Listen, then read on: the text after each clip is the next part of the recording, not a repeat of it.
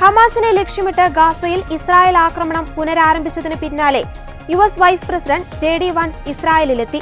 2 സൈനികരെ ഹമാസ് വധിച്ചെന്ന് ആരോപിച്ച് ഗാസയിൽ ഇസ്രായേൽ ആക്രമണം ആരംഭിച്ചതോടെയാണ് US പ്രസിഡന്റ് ഡൊണാൾഡ് ട്രംപിന്റെ അധ്യക്ഷതയിൽ നടപ്പിലാക്കിയ സമാധാന കരാർ സംരക്ഷിക്കുകയെന്ന ദൗത്യവുമായി വാൻസ് ഇസ്രായേലിൽ എത്തിയത്. സമാധാന കരാറിനെ കുറിച്ച് ആശങ്കയില്ലെന്ന് വാൻസ് പറഞ്ഞു. കഴിഞ്ഞ ഒരാഴ്ചയായി നമ്മൾ കണ്ട കാര്യങ്ങൾ വെടിനിർത്തൽ നിലനിൽക്കുമെന്ന വലിയ ശുഭാപ്തി വിശ്വാസം എനിക്ക് നൽകുന്നു. എനിക്ക് വളരെ ശുഭാപ്തി വിശ്വാസമുണ്ട്. എന്നാൽ ഇത് 100% ഉറപ്പാണെന്ന് എനിക്ക് പറയാൻ കഴിയില്ല. കരാർ ഹമാസ് പാലിക്കുന്നില്ലെങ്കിൽ വളരെ മോശം കാര്യങ്ങൾ സംഭവിക്കും. എന്നാൽ ഇതുവരെ US പ്രസിഡന്റ് ചെയ്യാൻ വിസമ്മതിച്ച കാര്യം, അതായത് എല്ലാ ഇസ്രായേൽ ബന്ദികളുടെയും മൃതദേഹങ്ങൾ തിരികെ എത്തിക്കുന്നതിന് വ്യക്തമായ സമയപരിധി നിശ്ചയിക്കുന്നത് ഞാൻ ചെയ്യില്ല. കാരണം ഈ കാര്യങ്ങളിൽ പലതും പ്രയാസകരമാണെന്നും JD വാൻസ് പറഞ്ഞു.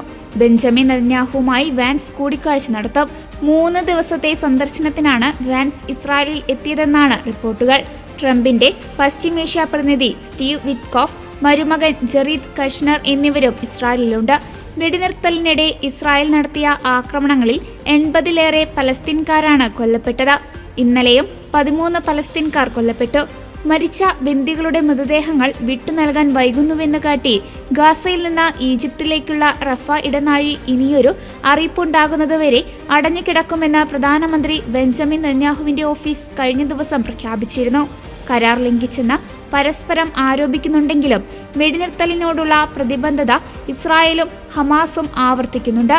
വെടിനിർത്തൽ 2ാം ഘട്ടത്തിന്റെ വിജയം ഇരുകൂട്ടരുടെയും നിലപാടിനെ ആശ്രയിച്ചിരിക്കുമെന്നതിനാൽ വരും ദിവസങ്ങൾ നിർണായകമാണ്. അതേസമയം ചർച്ചകൾ പുനർനിർമ്മാണ ഘട്ടത്തിലേക്ക് കടക്കുന്നതിന് മുമ്പ് ഹമാസിനെ നിരായുധീകരിക്കണമെന്ന് US-ന് മേൽ ഇസ്രായേൽ സമ്മർദ്ദം ചെലുത്തുന്നുണ്ടെന്നാണ് റിപ്പോർട്ടുകൾ.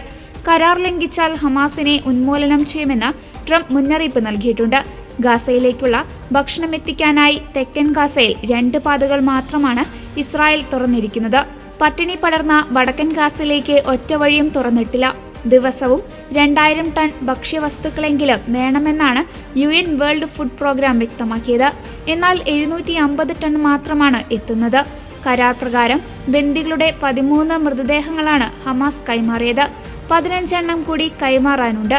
ഇസ്രായേൽ കൈമാറിയ പലസ്തീൻകാരുടെ 150 മൃതദേഹങ്ങളിൽ 32 എണ്ണം മാത്രമാണ് തിരിച്ചറിയാനായത്.